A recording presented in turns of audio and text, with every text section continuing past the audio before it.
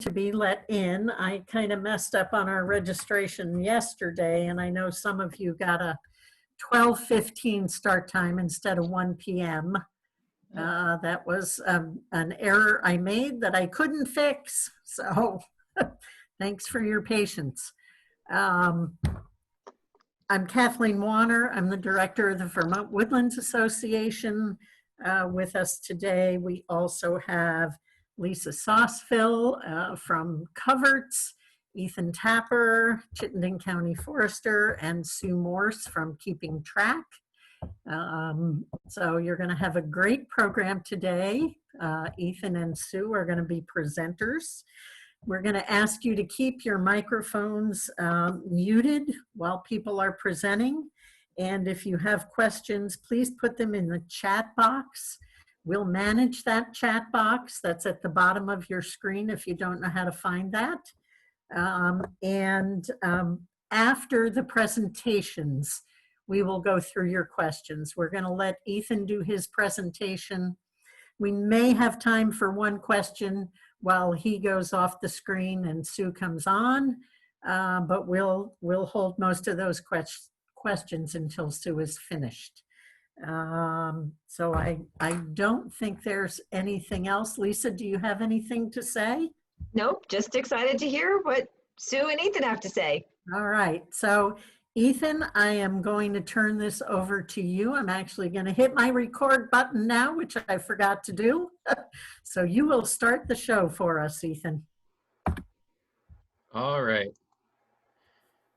Well, hi all, my name's Ethan Tapper. I'm the Chittenden County Forester. I work for the Vermont Department of Forest Parks and Recreation. And we're here today to talk about old growth forests. I have a lot that I want to say about old growth forests. I think they're really cool and important, and it could probably be many hours of presenting, but I'm going to try and cram it into 20 minutes. So I would say that if this goes by a little fast and you want to watch it again, we'll be recording this, so you'll be able to watch it on my YouTube channel, the Vermont Woodlands Association YouTube channel, and the Vermont Coverts YouTube channel as well. I also want to say that we got people like Charlie Cogbill and Liz Thompson and Nancy Patchen here who wrote the book that I just read. So I hope that they will be forgiving if I get something wrong. With that, I'm going to share my screen and away we'll go.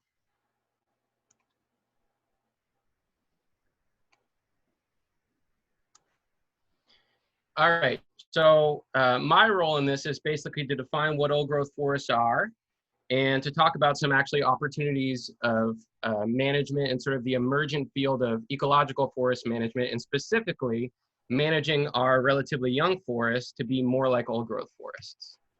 So what is a forest? And so I think that this is a basic question, but this is actually really important. So these definitions are what come up if you search for it on the internet. A large area covered chiefly with trees and undergrowth, a dense growth of trees and shrubs covering a large area full of trees, usually wild. And so what's meaningful about this, I think, is that we have largely and historically defined forest as basically just a bunch of trees. And as our understanding of what forests are broadens and improves, sort of based on increasing awareness of the different aspects of forests, maybe the different obvious parts of forests, we understand that this definition from wetland, woodland, wildland of a natural community is probably a better definition for what a forest actually is. So it's an interacting assemblage of organisms, their physical environment, and the natural processes that affect them. And so what that means is that forests are systems, and trees are a huge part of those systems, but they are by no means the only part of the systems. There are other organisms, other non-living components, and even processes that are really, really important parts of how we grow this incredibly complex system that we know as a forest, and yes, how we grow trees. So any discussion of forests, and especially old growth forests in Vermont and in New England, should be prefaced by some land use history. So Vermont, prior to European settlement, we think Vermont was in excess of 95% forested. But in the 1800s, an incredible feat of effort by these early settlers who were doing all this with hand saws and axes, and draft animals, cleared, we think, somewhere between 60 and 80% of the landscape, largely for agriculture, but also just for some really intensive land usage practices. So the production of hardwood charcoal for the railroads is another example of how people were harvesting these forests very aggressively. And so what that means is that basically every forest was cleared at that time. Every forest that you've ever been to, with the exception of very remote, very inaccessible, high elevation forests, stuff like that. And so the forests that we have, even though they may be relatively old, are actually, in the great scheme of things, pretty young. The legacy of that land use of the 1800s is that our forests, as compared to the forests that preceded European settlement and that land clearing of the 1800s, are younger, obviously. Many of these forests in Vermont were not, there was this sort of the big sheep boom, which was in the early to mid 1800s, and then a lot of more marginal pastures were allowed to revert back to forest. Many of those were cleared again, but most of our forests are really young. So they're, between 60 and 100 years old. They are also less diverse, just because as forests develop as systems, they become more and more diverse over time, different species of trees, different sizes and ages of trees. And they haven't had time to do that. So, while we may have trees in our forests that are 100 years old, forests as systems require many hundreds or thousands of years to develop. And as they develop, they also gain some of these other aspects that we'd associate with old growth forests, like big old trees, but also dead wood on the forest floor, dead standing trees, high amounts of soil carbon, deep, well-developed soils. Across the landscape, we also lack the historical balance of young and old forests, which I'll talk about a little bit later. So all of our forests weren't old growth forests. They were a balance of forests in all different stages of development, including a lot of old growth, but also younger forests. We also, our forest composition is totally different, and Charlie Cogbill and others have created some really amazing research talking about the species composition of our forest prior to European settlement, and they were really different than they are now. Largely because of the way that we treated them, and also because of some other stuff like invasive exotic pests and pathogens. And in general, I think this equates to generally less healthy, and that's a loaded word, resilient and productive forests across our landscape. So there's this really interesting thing.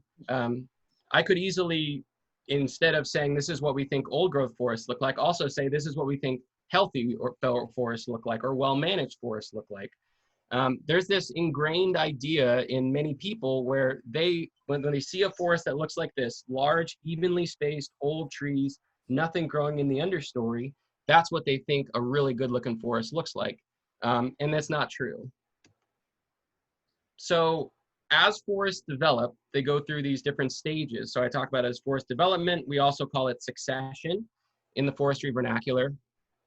Starting from a large scale disturbance like a field, or like the effects of a hurricane, or a large wind disturbance, or a large fire, or something like that. Forests start at this stand initiation phase, characterized by shrubs, small trees, stuff like that, and eventually they grow into this stem exclusion phase. This is where all the trees are about the same size, the same age. They're often dominated by species which are faster growing, and there's often a relative dearth of understory, young trees, stuff. When you look through these forests, in many cases, it'll look very clear in the understory, and that's just because all these trees are growing up and their canopies are knit really tightly together, and they're competing with each other very aggressively. A lot of people think that an old growth forest looks like sort of at the end of this stem exclusion phase. So as these forests compete with each other, as these trees compete with each other, they get very, very old and large. And you end up at some point, usually, with a bunch of trees that are all big and evenly spaced, and they look like that picture. That is what traditionally in forestry is called a mature forest, or sometimes an economically mature forest, but that's not an old growth forest. Forest development proceeds past that stage, and what you'll see is that as those trees reach their biological maturity, they'll start to fall apart. Disturbances will start to affect them, wind, disease, insect outbreaks. Small gaps will start to develop in the canopy until you end up in this stage that we might call old growth, or what's called here as gap dynamics. So that is really what old growth forests look like. They're not just this sort of monoculture of these big, evenly spaced, even-aged trees. They're actually this incredibly diverse array of all trees of all different sizes and ages and species. They are, interestingly also, while change and death and disturbance is a constant in these old growth forests in this sort of gap dynamic stage, these forests as a system are actually much more stable over time because they're not a monoculture of any one tree size, tree age, tree species. This is a really useful graphic that was developed by Tony D'Amato and Paul Cannizzaro in this really great publication called Forest Carbon, an essential natural solution for climate change, which was published last year by the University of Massachusetts. Tony, I will quote a lot. He's here at the University of Vermont, and he's on the cutting edge of ecological forest management and also understanding old growth and understanding these old growth conditions. And so basically what this shows is that as forests develop, so here's the development clock starting at 0 and going all the way around to about 500 years. On this inner circle, it shows how the species that dominate forests change over time. So, you know, starting here at year 0, and again, this is like when you have a big disturbance, you know, a fire, windstorm, what we call like a stand replacing disturbance. You start with these shade intolerant species. So these are species of trees that live less long and they grow really, really quickly, like our white birch, aspen, pin cherry, stuff like that. As development proceeds, you will see that it goes from shade intolerant species to more shade mid-tolerant to more shade tolerant, which dominate as you get into this, you know, greater than 100, greater than 150-year-old forests. You'll also see that what is depicted here in the green is changes in carbon sequestration as a forest develops. So when you get around year 20 or year 30, these are a lot of trees that are growing really quickly. They're sequestering a lot of carbon, and so you see it depicted as darker green here. As the forests get older, I should say, they sequester relatively less carbon, but you'll see depicted here in the brown, carbon storage in that system steadily increases. So the development of forests, and this is a really important concept, is a continuous process. It doesn't just start and stop when a single generation of trees gets old and dies. You'll see that this forest, as measured by this carbon sequestration and the development of their soils and the development of a lot of other really important parts of the forest, is actually a continuous process, which is well beyond that first generation of trees. Also, it's interesting to point out a new forest inventory analysis, which is just an ongoing inventory process of judging what our forests are like over time, came out for Vermont with data from 2017 and showed that 2/3 of the carbon that's stored in our forest is stored below ground. So it's not in those big, massive trunks and branches of trees. It's actually in the soils, in roots, in dead trees, and dead wood, which is a really important part of this system. So what is old growth? So it's really important to understand that old growth is a stage in forest development. It's a long-lasting stage, especially in places which don't have big disturbances like hurricanes and fires regularly visiting the forest. It lasts a long time, but basically what it is forests which have developed without extensive disturbance, again, that sort of stand replacing disturbance that would bring forests back to year 0 for a long period of time. But that doesn't mean that they're devoid of disturbances. So old growth forests regularly experience small scale disturbances like the death of a tree or the death of a small pocket of trees. But they have not experienced that much larger scale type disturbance, which would disturb tens, hundreds of acres, something like that. There's this amazing resource here, which is a literature review by Mark Lappin, who prepared it for the Vermont Natural Resources Council, called Old Growth Forests, a literature review of the characteristics of Eastern North American forests from 2005, which I'm citing here. They suggest that, you know, one benchmark we could say for old growth is forests that are over 150 years old.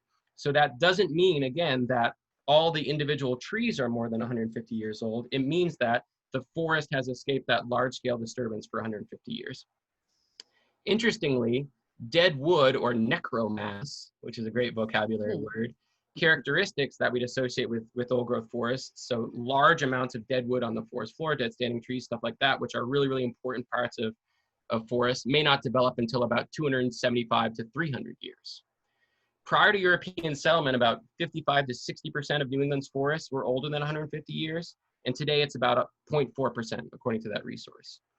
And so because all the trees aren't older than 150 years, and we're talking about, sort of defining these systems as being older than 150 years, we usually define old growth structurally. So what that means is that old growth forests have, yes, some big old trees that may be like this yellow birch are a couple hundred years old, but they also have a diverse composition of many different species of trees. They also have many different sizes and ages of trees. So what we call structural complexity or structural diversity. They're not this sort of monoculture of just evenly spaced big trees. Canopy gaps are also really important a part of old growth forest. So that just means the death of several trees that create sort of a hole in the canopy instead of having that continuous canopy that we'd associate with younger forests in that stem exclusion phase. Lots of dead wood on the ground and incorporated into the soils. That's really, really important. They also have these deep, well-developed soils. So because these forests are developing continuously, basically nothing is going to waste, right? So that the dead wood is being incorporated into the soil, and you end up with these really deep, well-developed, really rich soils. And again, this idea that there is no endpoint to the development of these forests when they're in this old growth stage. It's this continuous process. So why are they important? I'm just going to check my clock here. So I think old growth forests are really important in that they demonstrate what forests are supposed to look like, how they manage themselves, how they develop over time. That's really, really important as forest managers because, of course, why wouldn't we want to manage forests like they manage themselves, right?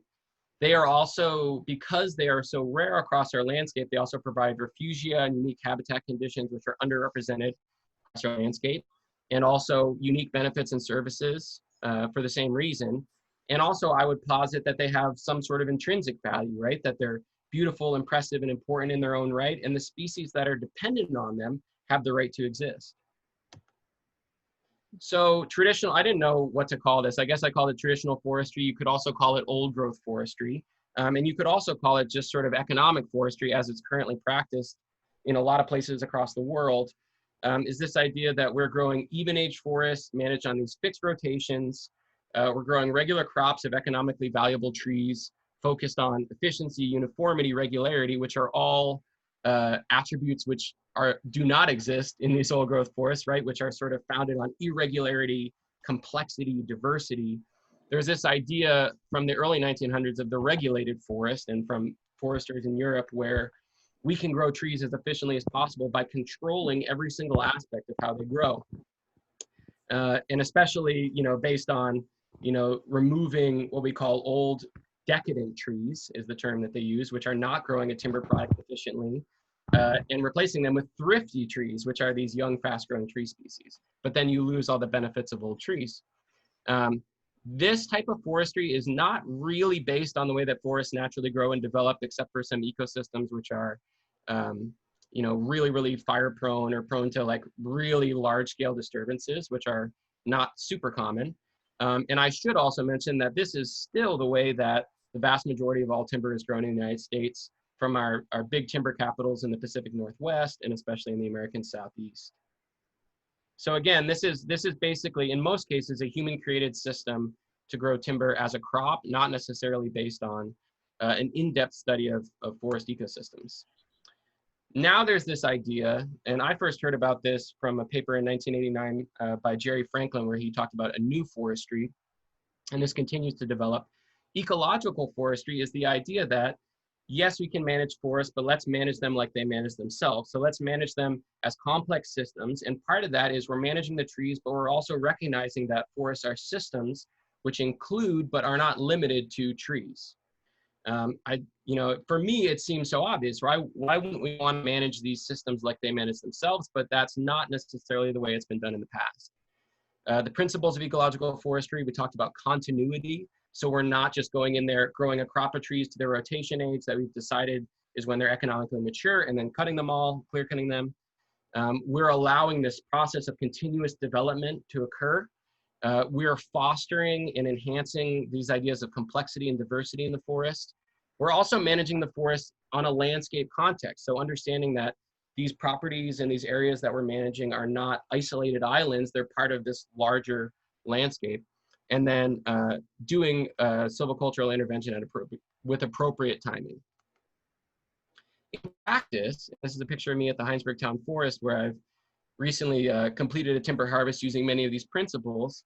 What it looks like is that we are managing for many different ages, sizes, species of trees. We're retaining and also recruiting tons of dead wood and allowing lots of dead wood to stay in the forest. We are retaining and also recruiting, trying to make more of big old legacy trees or biological legacy trees that will never be harvested for timber. They just exist to confer to the forest the benefits of big old trees. We're also creating small pockets of early successional habitat, other unique habitat conditions which are underrepresented across our landscape, and protecting sensitive and unusual ecological features. All right, I'm gonna try and wrap this up in 5 minutes. So I went to a presentation with Tony D'Amato recently, and he, instead of talking about climate change, talked about global change. So this is basically the idea of climate change plus all of these other challenges and stressors that we're applying to the forest. So it includes the fact that we've altered natural disturbance regimes, introduced invasive exotic plants, animals, pests, and pathogens. We're converting, losing, fragmenting forests. We're polluting our landscapes. We're creating weird wildlife dynamics, allowing us to get to some stuff like deer overabundance, which is a huge threat to biodiversity. It's really important that at the same time that we're looking at old growth forests as a reference condition for how do forests work, that we also have to understand that the forest that we're managing for tomorrow will not be the same as the forest of yesterday. The new generations of trees that we're growing now are going to mature in a completely different landscape with a completely different climate and totally different stressors. So what do we do about that? And I said that the forest of tomorrow will be different than the forest of yesterday, definitively. We manage for resilience. So a resilient forest is a forest that's capable of maintaining their health and these natural processes throughout great stress and change. And I pulled this from another resource by Tony D'Amato, Paul Cannizzaro, and Emily Huff called Increasing Forest Resiliency for an Uncertain Future. The goals of forest resiliency: number one, we need to keep forests forested and connected. And that's a baseline for everything that we want to do. Avoid fragmentation, avoid conversion of forest to other use. Number two, reduce these stressors, like actively trying to lower the deer population, actively trying to limit the effect of invasive exotic plants, insects, pathogens.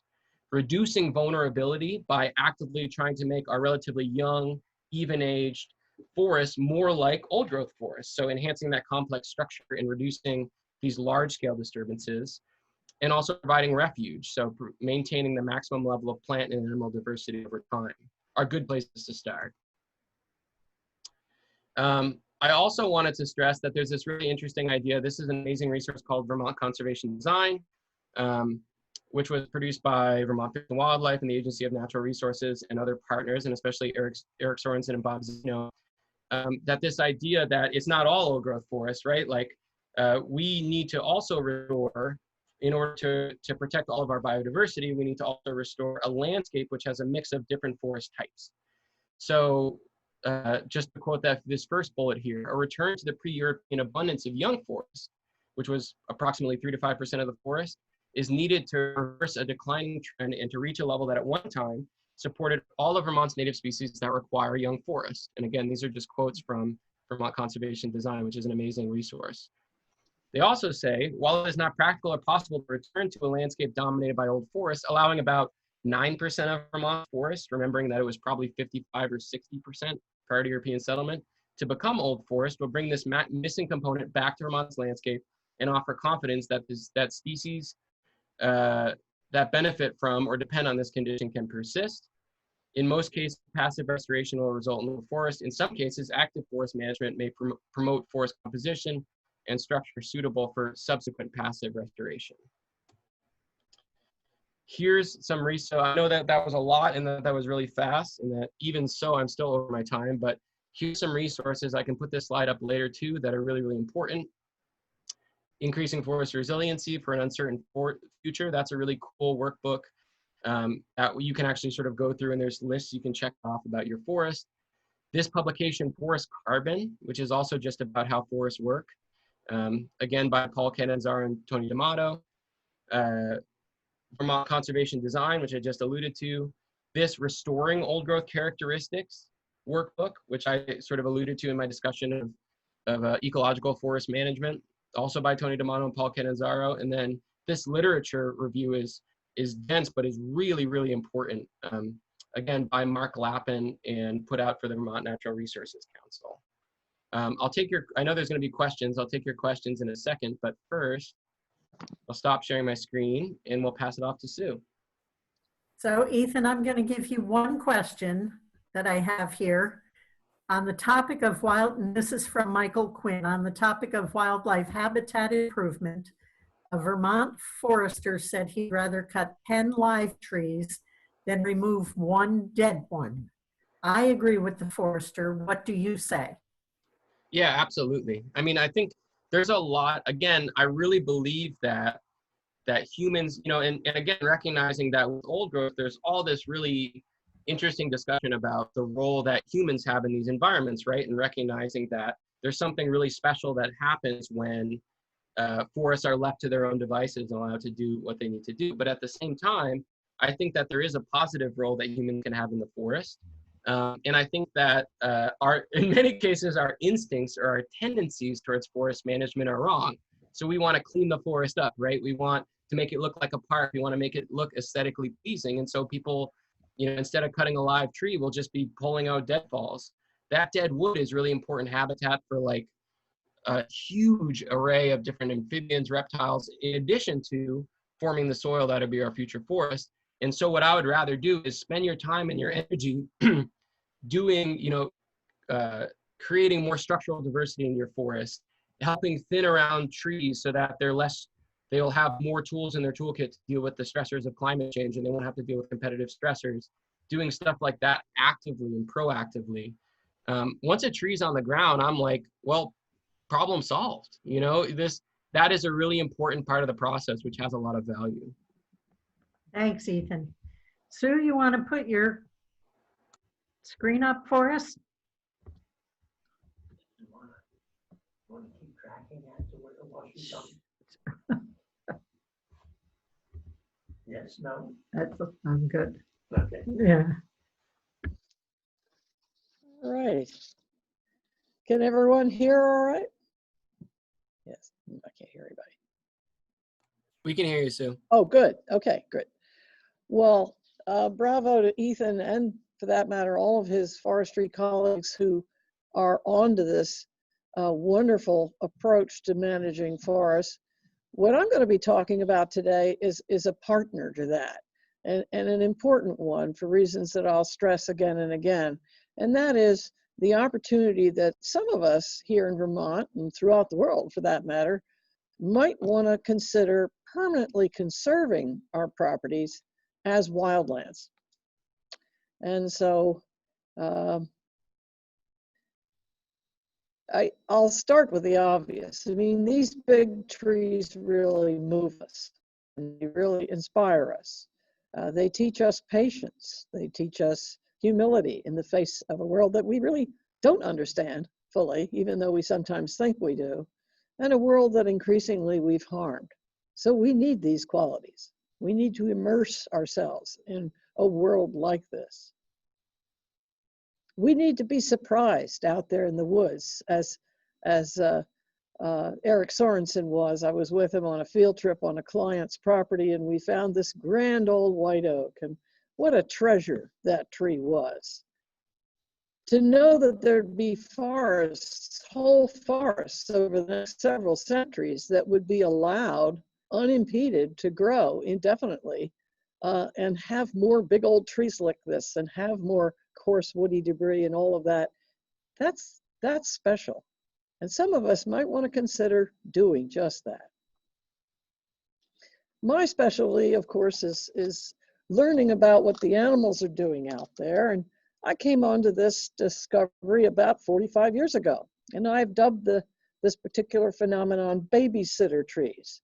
I have a section of woods, which I now own and have permanently conserved with the Northeast Wilderness Trust, in which there are old trees, trees that are well over 90 years old, some older than that.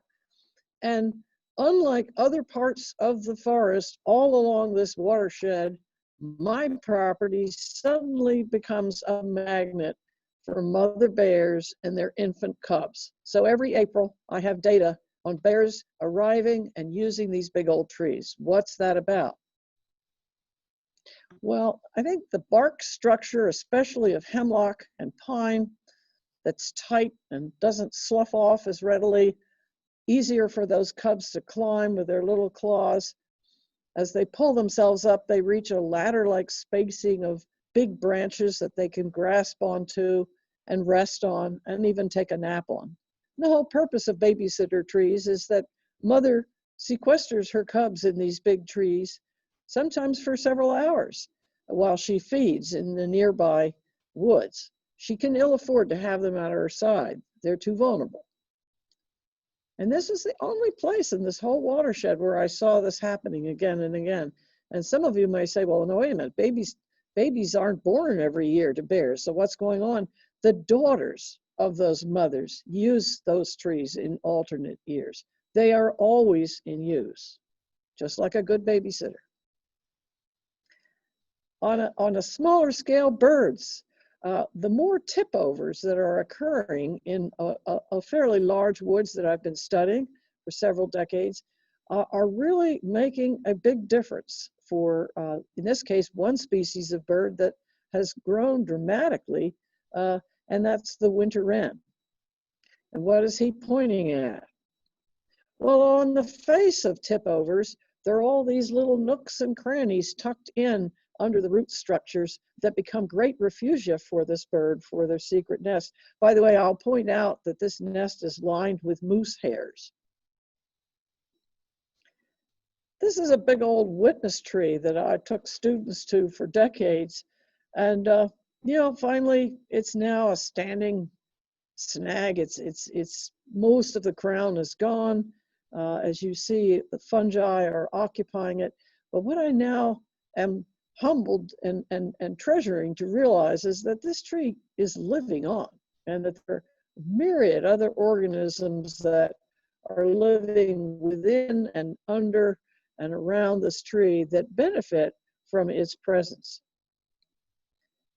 Birds, the keystone cavity maker, the pileated woodpecker in our woods is a grand example of the use of dead trees and of snags and of dying larger structures in trees. So the structural importance of what we see in an old growth forest or a late successional forest becoming old is really important. Countless organisms depend on these, from bats to bears. We've seen all manner of animals and birds that use these cavities, including this American martin. And there's surprises in our forest, and while lynx here would not be an old growth obligate, it would not be an animal that depends on old growth, I think the point I want to make now is we citizens of Vermont and sistering states and provinces really need to be careful now about the deliberate conservation of whole swaths of our landscape as permanent wildlands so that we keep in place habitats that can allow wildlife to move about. I remember when officials were saying we didn't have lynx in Maine. And I remember still further back, some saying we didn't have lynx in New England. Well, lynx proved us wrong. We found that we had more lynx in New England than any other place in the lower 48. And we've recently learned that we have lynx in Vermont. But the conservation on a landscape scale of the appropriate mosaic of lands is key. And I worry about those lands for reasons I'll talk about later. Back in my woods again, I'm thrilled by what I see happening, especially over the last 15 years. Tremendous acceleration, rate of producing of gaps openings to the sky that the sunlight pours down through, and big old dead trees breaking and snags, and sometimes couple trees, sometimes a stand of trees will come down. And this is all very dynamic and all very good. And just think of all the wildlife beneficiaries of a forest that now suddenly becomes very complex like this. Many age classes of trees, shrubs, forbs, things growing across space and time. It's become a very, very exciting place. And, you know, some people would look at this and say, oh, what a mess. I don't want to go back there with a try and clean that up with a chainsaw. No, leave it alone. It is great. It's good stuff. Just think of all the amphibians and small mammals and even birds that can sort of tuck down in on that. These guys are especially sensitive to the impacts of rapid climate change because their tolerance of extreme temperatures is not good. Their tolerance of drying effects is not good. Certainly drought poses some threats to them. So conservation permanently of large blocks of forest as old forests with all the woody debris and all the rotten logs and stumps and things really give these creatures a place to be. They can't disperse very far. They're not going to put on a backpack and walk 10 miles to get to a different place. So where they are is where they've got to be. It's up to us to keep that there for them. Oh boy, what a mess. What a mess. Well, mess is really great. This is good stuff. There's a lot of carbon in there. There's a lot of habitat opportunities in there. There's also a post office here. And I have years and years of data of this stem that's attached to this log on the left, lower left, and that gets used as a signpost. Okay, bobcats come for, I have 40 years of data. They come, and they backwards spray on the structure. I call it in your Facebook. Oh, what's that coyote learning from that message? I think the thing I want to emphasize here, and I know you all know this anyway, is what a wonderful world we live in. And wouldn't it be nice if we just had whole parts of our landscape devoted to just that? And let's just be there, hats in hands, and wonder, and leave it alone. There's all kinds of diversity that begins to happen when trees get old. And there's all kinds of microsite characteristics and characteristics of bark and even chemistry that support the growth of other organisms that we just, it's not that we can't see these in younger woods, but nowhere near as much. Fungi are just an exciting part of the whole picture. And this big old rotten log is home to many organisms that in turn are eaten and used by other organisms and spread throughout the forest in the spores that are deposited in feces. And that's what makes the world go around.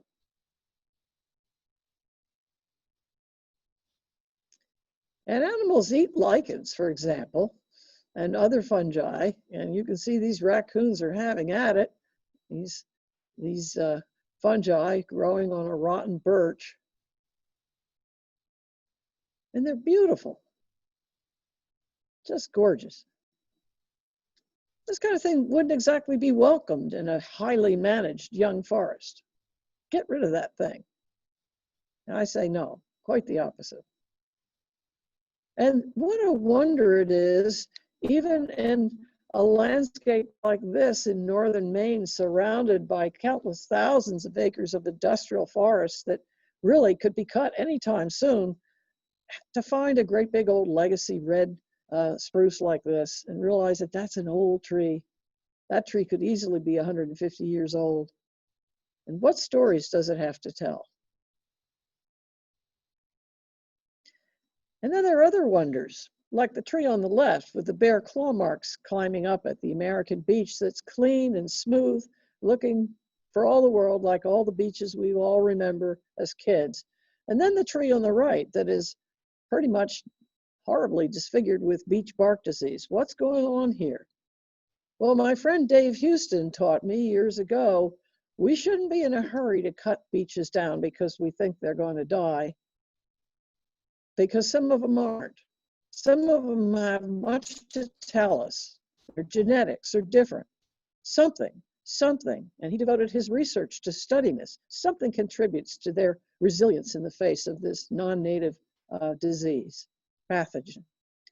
So we need wild forests, which really serve as refugia, in which we can, and laboratories in which we can study and find these things and learn. So I'll conclude by saying, in order to safeguard biodiversity and healthy natural systems for children, and indeed all that lives, we must inspire our Vermonters to celebrate the intrinsic, ecological, and economic value of permanently conserved forever wild forests throughout the state. And we can take our marching orders here from the internationally respected biologist E.O. Wilson, who says, I propose that only about half of the planet's surface to nature can we hope to save the immensity of life forms that compose it. The living world is in desperate condition. It is suffering steep declines in all levels of its diversity. Only a major shift in moral reasoning with greater commitment to the rest of life can we meet the greatest challenge of this century. Wildlands are our birthplace. I'll say that where I took this picture in the James Bay region in northern Quebec, home in the winter to millions of caribou at one time, now those herds have declined sharply. This is safe. That's all I can say, and that's my take-home message. We have to put aside what we will decree as a society, what will always be safe. They cut down 1 million acres a year of the boreal forest in northern Canada to make throwaway paper. We've got to stop this. Thank you.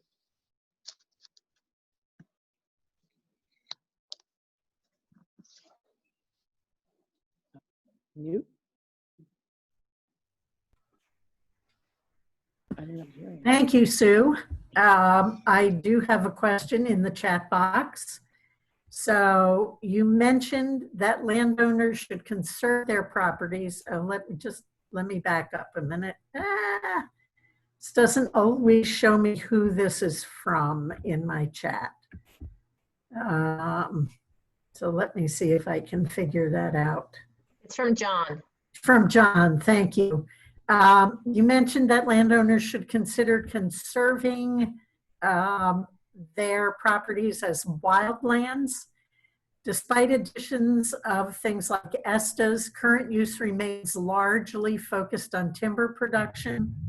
How difficult is it to manage as wildland or manage primarily for wildlife and still remain in the current use program? That's probably a question for me. Yeah. Okay.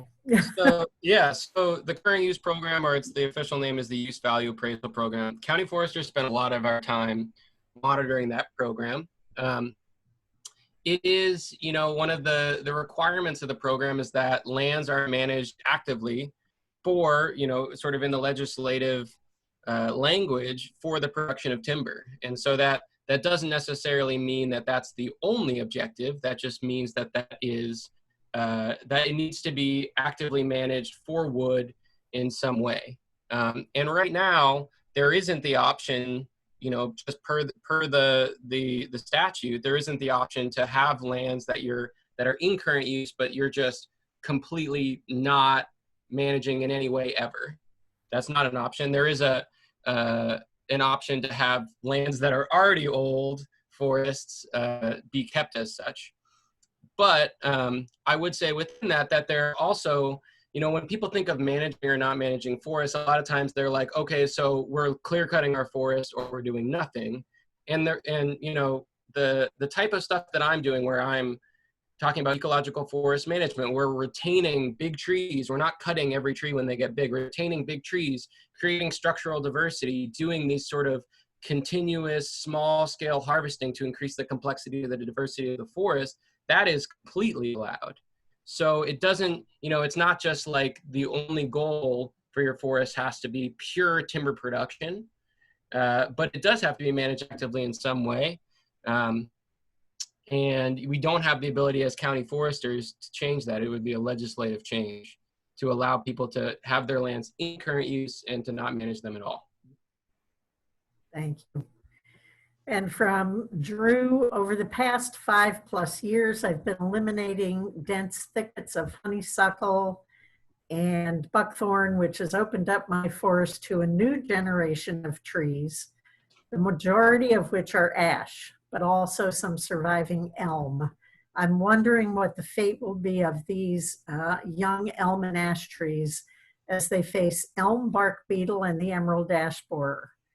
Are they more likely to survive the first waves of the diseases given their youth, or are they just as likely to die off as they grow? You want me to take that, Sue, or do you want to do it? Go ahead. So, yeah, I think I know Drew. So, yeah, I mean, one of the things that when I talk about the forests of tomorrow aren't going to be the same as the forests of yesterday, part of that is because we have these things that we've introduced across our landscape that have changed the way that trees grow. So Charlie Cogbill, who's on this call, his work has suggested that our most dominant tree species in most New England was American beech. These massive, multiple 100-year-old trees, which were like incredibly important to our landscape. They're not present on our landscape in the same way now, partially because our forests aren't old enough to sort of transition to that more shade-tolerant species composition, but also because of beech bark disease, which is an invasive exotic disease, which is affecting many beech trees and preventing them from becoming those big, old, massive, many hundred-year-old tree. In most cases, there is some resistance in the population that allows them to become large as well. Same thing with elm. So Dutch elm disease introduced pathogen that has prevented elms from, most notably, it was an ornamental tree lining all of our city streets, but also it was this incredibly ecologically important species in our wetlands and floodplains. Neither of these species, beech or elm, are going extinct, but it has fundamentally changed the way that they grow. So those elm, probably what will happen to those elm trees is that they'll become reproductively mature, sort of teenagers, get to a certain size, and then they'll be infected with Dutch elm disease and they'll die. With emerald ash borer, we expect that the vast majority of all of our ash species soon, or of all of our ash trees of the 3 different native species of ash that we have, will succumb to that and die. Not all of them will, and so one thing we're actually trying to do is retain ash and retain genetic diversity of ash and regenerate ash so that we have a lot of genetic diversity. There's a greater chance that we'll be able to retain ash as a species, and there'll be some variants within the population that are resistant to the emerald ash borer. And that's really what we want. And with none of these things, like when people think about beech or elm or ash and they're like, oh, this tree's gonna die, I might as well go ahead and cut it. They're also, when you do that, you're also eliminating the chance for that tree to express resistance to whatever is challenging it. And so I would, in many cases, argue for patience with respect to all 3 of those species. Thanks, Ethan. And just a comment, Sue, at the end of your presentation from Mary Ellen. Great presentation. Thank you for confirming all that we care about. And I will, so a follow-up to the wildlife. So you can't create a wildlife sanctuary, no hunting or trapping in Vermont current use. You can post land in current use. Okay. Yeah, that's a thing that's often debated, but some people are of the opinion that if you're in current use and receiving a tax benefit, that you shouldn't be able to post your land, but you can. And from Mary, how should a person who lives off their land cut their firewood? You want to take that one, Sue, or do you want me to? Go ahead. I would just say that, one thing that I'm looking for when I cut firewood, a lot of times you can do really, really good management as a landowner on your own land by pretty much just cutting firewood. And one of the ways you can do that is by a technique that is called crop tree release. And it's a cool technique because what you're doing is basically flipping the traditional way of looking at and managing a forest on its head. So instead of saying every tree that has a problem with it, I'm going to cut it and clean our forest, which also we've talked about wanting to have old trees, wanting to have trees with holes in them, cavities in them, dead standing trees, all that stuff. Instead of just like trying to wipe all that stuff out, what you do is focus on healthy trees that you want to specifically grow. So instead of looking at everything that needs to go, you're looking at what you really want to keep, and you're individually releasing each one of those trees that you want to grow. And so, you know, you're helping them grow more quickly. Also, we know that those trees are going to be subject to all of these stressors related to a changing climate, right? And so one way that we can help our trees and our forests be healthier is by eliminating them from or relieving them from those competitive stresses of competing with their neighbors. And so that's what I do a lot of times. And then the other thing is that then you're not cleaning up your woods. So then if there's a tree that has a hole in it and it's not competing with any tree that you're trying to grow, just leave it. And so in that way, you're, you know, doing sort of prudent management for your healthiest trees, but at the same time, you're also retaining sort of non-commercial aspects of the forest, which is really, really important. Thanks, Ethan. Sue, this is a question for you. What are a few of the most important features of our land we could be closely monitoring over the coming decades, as you have over the last 4 decades on your land? Well, I think wildlife is a great start. And with each passing year, with all the new knowledge you acquire as a result, your love will deepen, and you'll be surprised, as you heard me say this morning, that there are things that go on out there that I might not have anticipated 40 years ago. I didn't realize 40 years ago how important coarse woody debris was, because frankly, the forest didn't have any. And I had to sort of open my eyes and see that developing over time. Although it kind of made snowshoeing difficult in the winter, bushwhacking, as I'm sure many of you know, it was exciting to see. But watch the animals, watch the birds, watch the insects, and keep records. That's really the best thing you can do, and it's a lot of fun. Thank you. So from Steve, can we lightly manage or also simply do a variety of harvest types and treatments to create a diversity across the landscape? Some places more intensely managed than others. It's kind of what I've been attempting to do, and it seems like this fits in with UVA, as well as trying to gain many of the benefits in your presentations today. Yeah, totally. And I think that, you know, one of the interesting things is it's, you know, it's just such a interesting sort of juxtaposition, right? Where like the sort of like traditional, like old school forestry establishment would say, are very threatened by the idea of having unmanaged lands across our landscape. But as you sort of like, as we learn more about the way that forests actually work, we understand that there are benefits that are conferred by unmanaged forests. And I, as a person who regularly advocates for active management of our forests, do not feel at all threatened by the idea of wildlands on our landscape. And the idea that, you know, these lands confer something to our landscape that is unique and that is different from managed forests. But I also really believe in the active management of our forests, just like Steve's talking about. So active management, you know, of different levels in different ways, just really both enhancing diversity and complexity on an individual property level and then across the landscape is really, really, really important. And so I think that there's room for a balance of all of those different things. And I think that, you know, as both Sue and I would agree that I think that our landscape has room for all those things. Mm-hmm. Absolutely. Yep. So this is a question from Margaret. Great presentations. Do you know of any legislative efforts to expand current use for conserving wildlands? If not, are there other incentives or rewards for wildlands?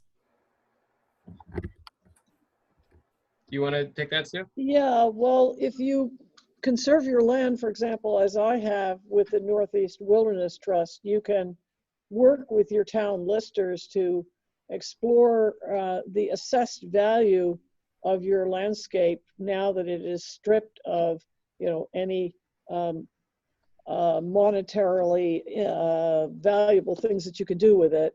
Highest and best use, some call it, building houses and cutting trees and all that.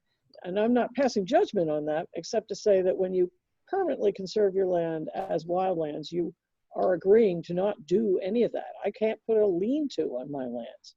So that said, the value of my lands as a developable property goes down. And so my taxes accordingly went down in the town of Jericho. So that's certainly one perspective you can explore.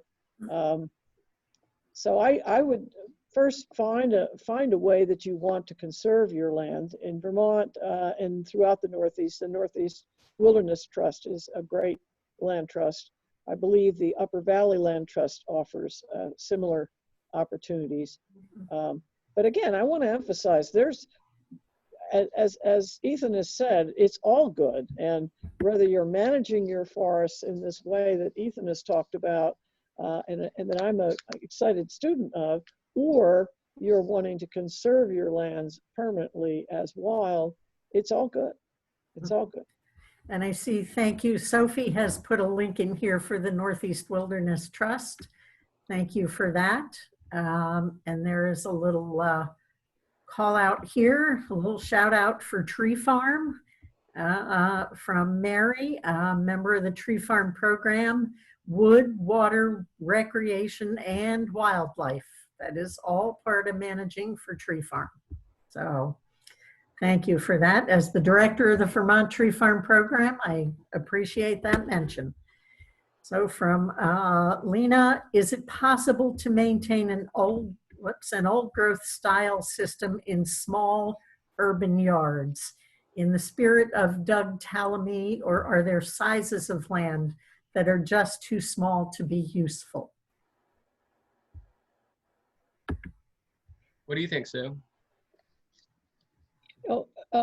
The great naturalist and anthropologist, Lauren Isley, the late Lauren Isley, once marveled at what he felt was a universe of life in a puddle on a rooftop in Philadelphia. And I'll never forget that.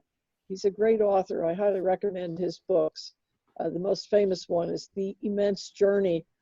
So knowing that life is really far more complex and wondrous than we even know, I would say start with what you have. Get some structural diversity happening on your property. Maybe it's only 25 feet by 50 feet. Get some down woody debris there. Get some logs. Your neighbors may wonder what you're up to, but I guarantee you'll see an increase in the flora and fauna that come to inhabit those places. Stop mowing it. Yep. And then there are some comments from Zach. I encourage landowners to learn more about how large trees continue to sequester high levels of carbon. Old trees sequester and store more carbon than young trees. There is a link here, shed light on the value of old forest. And from Mary, can you mention the old growth forest in mid-Vermont? I forget the name and its history. Gifford Woods is, I believe, the property or plot she's talking about. I can't tell you much about its history, but thank God it was conserved. And who knows, maybe 50 years from now, we'll be able to mention hundreds of other similar forests that are in the happy business of getting old and rich because of our efforts to steward them and in some cases permanently conserve them. I would love to also respond to that first question, Kathleen, from Zach. So what Zach said, as a reminder, is that I strongly encourage landowners to learn about how large trees continue to sequester high levels of carbon late into their lives. Old trees sequester and store more carbon than young trees. This is commonly misunderstood. This document, and then he's got a link to this document. So in thinking about how to manage forests, it's a really interesting question of how we manage forests in light of a changing climate. And again, that's sort of the idea of global change as well, where we have not just a change in climate, right? But also mass extinction of species and, these invasive exotic pests and plants and insects and animals, and, all these different things, pollution and forest fragmentation, forest loss, development, all these other things, which are also happening at the same time. But thinking about, it is really prudent to think about forests as a tool in the mitigation of climate change, right? Because forests sequester and store a lot of carbon, and those two words can get sort of confusing. So sequestering is basically how much carbon dioxide they suck out of the atmosphere, and storage is their ability to then fix that carbon in the forest itself. And so, I think an industry talking point has been for a long time that the young trees sequester more carbon than old trees.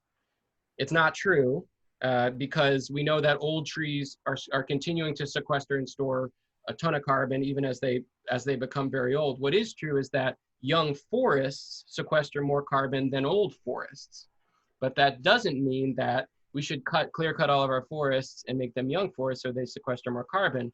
As that graph or that the forest development clock from Tony and Paul's resource about forest carbon demonstrates, even though the sequestration of carbon is greater when forests are younger, again, forests, not trees, but forests, when the forest itself is younger, the forest continues to aggregate, to store more carbon throughout its life.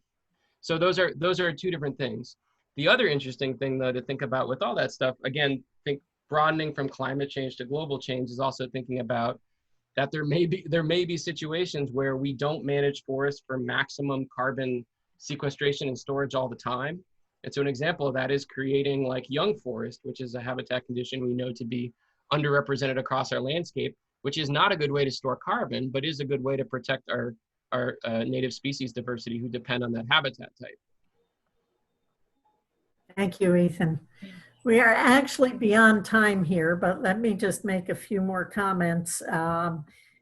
John has mentioned Vermont Coverts, their cooperator training that goes into much more depth on some of the topics we've touched on today. That's vtcoverts.org. We should also mention Keeping Track. You can look at Sue's website, keepingtrack.org, and vermontwoodlands.org for a lot more resources if there's anything you want to follow up on. And then certainly lots of kudos to both of you. Awesome presentation. So interesting. Thank you so much, Sue and Ethan. So much to learn from you both. Thank you. Thank you.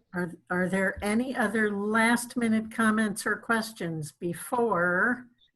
Yeah, I didn't get a chance to do this. I was hoping it might come up in the question and answer section, but I want to just quickly show, Ethan mentioned a couple of texts that he was very indebted to and impressed by. I certainly am indebted to this and very impressed by it. And this certainly gets into a lot of the managed old growth forestry principles that Ethan was talking about. They have the link. And then this is an organization called the Wild Seed Organization, Wild Seed Project, based in Maine. But anybody all over the United States would be fascinated by this because it's about plants and native plants and what we as citizens can do to support them. And this magazine also often has a very, very wonderful article in it, authored by Mitch Lansky. And he really writes again and again about old growth and about biodiversity and so on. So have fun looking into that. Thank you, Sue. What a great presentation. There are just so many comments here in the chat box for both of you. And yes, this has been recorded, just to let you all know. If you want to review it, it will be on the YouTube channels for Vermont Coverts, Vermont Woodlands, and Ethan's YouTube channel. So all of that will be available, and we can post the chat box as well, which has a lot of those links. So you can download that too, or we could send you all a bibliography because we have your emails. So great information. Oh my gosh, so much to learn. Well, thank you. Thank you and Lisa for hosting us. For sure. Lisa, any last comments? It's always fun and it's always interesting. You know, as a landowner, you can make your decisions. And so getting this kind of information about a choice to manage for old growth forests, a choice to conserve, a choice to do, you know, depending on what your goals and objectives are as a landowner, really gives you the opportunity to do great things for our forests and our wildlife here in Vermont. So thank you all for being on here and being willing to listen and get that knowledge as you make decisions about the land that you own. Yep. Yeah. Thanks so much, folks. Have a good day. You too. Bye, Lorraine.